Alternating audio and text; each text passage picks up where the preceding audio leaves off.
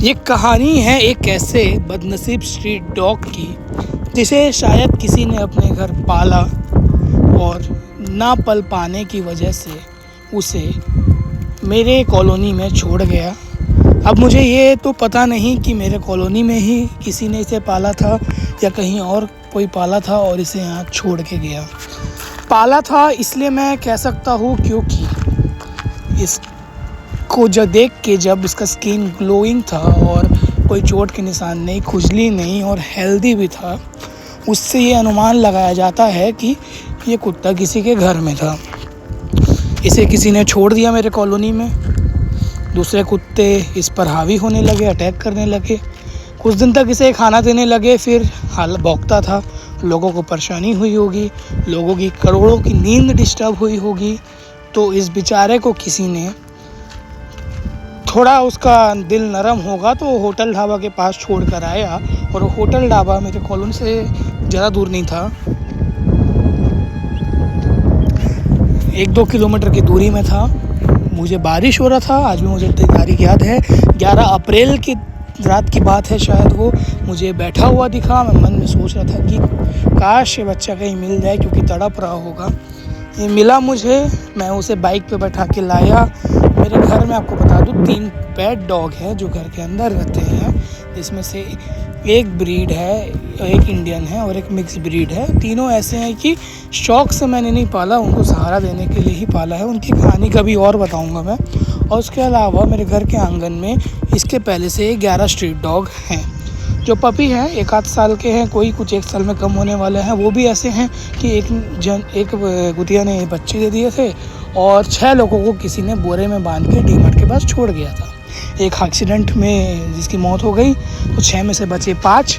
तो इनको मैंने रात को बारिश होते हुए में बोरे में डाल के लाया था। तो तब से यही हैं और एक्सीडेंट ना हो जाए इस वजह से उन्हें मैंने घर के अंदर रखा है। खाना पीना 2 टाइम खाते हैं। मेरी मम्मी बहुत मेहनत करती है। मैं भी ऑफिस जाने के पहले, आने के पहले इनकी सेवा में लग जाता हूँ। मकसद ये है कि अपने पैरों में खड़े हो जाए, मतलब चलने फिरने लायक हो जाए बढ़िया। तो इनका नसबंदी करके वैक्सीनेटेड है दोनों, इतना खर्चा हमने कर दिया है आदर्श भाई की मदद से। तो वैक्सीनेटेड है तो इन्हें बाहर छोड़ दिया जाएगा, अपना लाइफ जीवन यापन करेंगे। पर ये जो स्ट्रीट डॉग है जिसका प्यार से हम कारी बोलते थे, ये मेल पप था, 1 साल के लगभग इसकी उम्र होगी। इसे मैंने लाया, इसको फिर बढ़िया था कुछ दिनों तक। जैसे ही मई आया, 5 या 6 मई की बात है, इसको ज़ोर से खांसी होने लगा। हालांकि अभी आप भी देख रहे होंगे कि आसपास कुत्ते खांसते हैं अजीब सा और कफ निकालने का कोशिश करते हैं, तो इन्हें एलर्जी हो रखा है, लोग एक्सपर्ट बताते हैं। तो एलर्जी की दवाई देनी चाहिए। तो मैंने भी इसे लाइटली लिया और इसका मैंने किसी कारणवश वैक्सीन नहीं लगवा पाया था क्योंकि मैं इस पता कर रहा था इसको पहला डोज लगा है कि नहीं। इसको वैक्सीन नहीं लगा पाया तो इसको बीमारी पकड़ लिया, कैनाइन डिस्टेंपर, जो बहुत ही ख़तरनाक बीमारी है। इनके बीमारी के बारे के कारण ही मैं जागरूकता का वीडियो बना रहा हूँ। इनमें कॉमन बीमारी होती है रेबीज़ की, वैक्सीन ना लगे तो होने का डर रहता है, या कोई रेबीज़ इन्फेक्टेड कुत्ता इन्हें काटता है तो।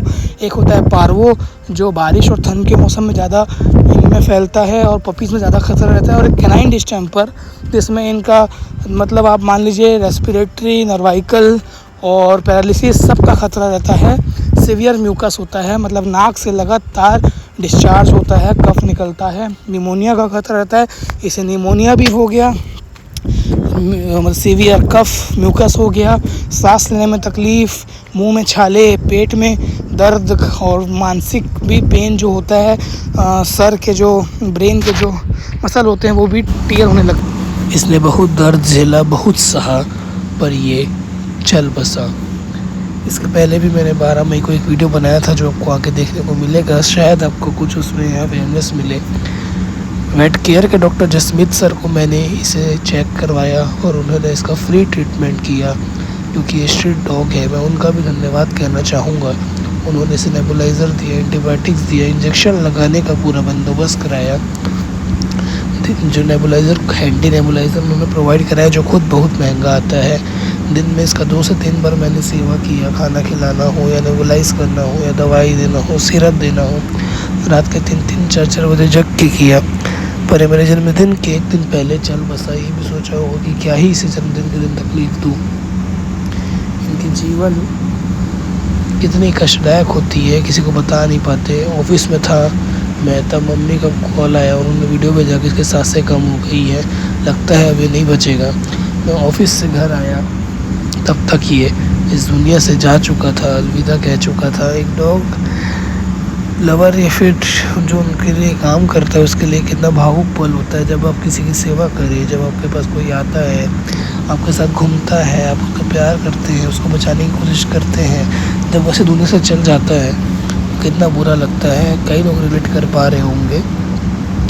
फिर मैं घर आया तो इसे फिर अपने हाथों से मैंने दफनाया। अब तक मैंने कई पपी और कई डॉग्स को दफनाया है, पर इसको दफनाते वक्त मेरी ज़बान में कुछ नहीं था, पर मेरा दिल रो रहा था, पर मैं रो नहीं सकता था। हिम्मत रखना ज़रूरी है, तभी मैं आगे दूसरे जानवरों के लिए कुछ कर पाऊँगा। ये सोच के अपने आप को मैं मजबूत किया और इसे विदा किया। मतलब कोई किसी को भी छोड़ देता है, कोई सोचता नहीं, कीड़े मकोड़े टाइप का सोचते हैं। जबकि हम इतना प्यार करते हैं, हमारे सिक्योरिटी फोर्सेस में इनका काम आता है, कितने लॉयल होते हैं, कितनी क्रूएल्टी होती। कोई गुस्से में भौंक दिया तो कोई किसी को मार देगा, किसी और का गुस्सा इनमें निकाल देगा। यार कब तक ऐसा होगा?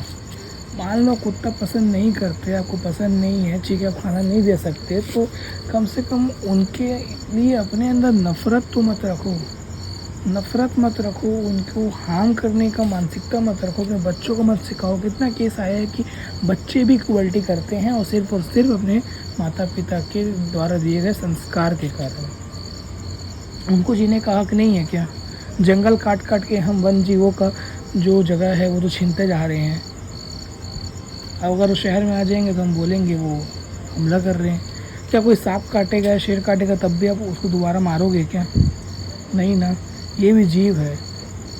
अरे इंसान कितना कत्ल करता है, एक दूसरे का अपराध करता है। मैं जस्टिफाई नहीं कर रहा हूँ इनके काटने का, आक्रामकता का, पर आक्रामकता का बहुत बड़ा कारण है इनका भूख, और इनको सही टाइम पे खाना नहीं मिलता, इसका कारण से भूख, इनकी आक्रामकता बढ़ती है, और खासकर जब इनका वैक्सीनेशन नहीं होता है। बधियाकरण, इसके लिए निगम प्रशासन सरकार जिम्मेदार होता है, पर वो व्यापक तौर पे हो नहीं पाता। अगर वैक्सीनेशन का और बधियाकरण का फ़ायदा ये है कि इनके में आक्रामकता कम होती है, नसबंदी के कारण इनका पॉपुलेशन भी मेंटेन रहता है, बढ़ते नहीं हैं। तो ये जो एक दायरा है, कम्युनिटी डॉग, स्ट्रीट डॉग जिसको हम बोलते हैं, ये हमारे ही झूठे फेंके कचरा दिए, एक रोटी दिए खानों में जीते हैं, पलते हैं और परमानेंटली वफादार हो जाते हैं। और आपके जहाँ भी रहते हैं इलाके में ये मतलब भौंकते हैं, मतलब आपको अवेयर करते हैं। कोई भी सस्पिशियस चीज़ देखेंगे तो तुरंत भौंकने लग जाते हैं ये। इनसे इतना नफ़रत मत रखो, अपने अंदर कोशिश करो प्यार जगाने का। आप कोई इसे मारे, कोई किसी को कोई मारेगा, उसके खिलाफ कोई और हल्ला करेगा, चिल्लाएगा, एफआईआर कराएगा।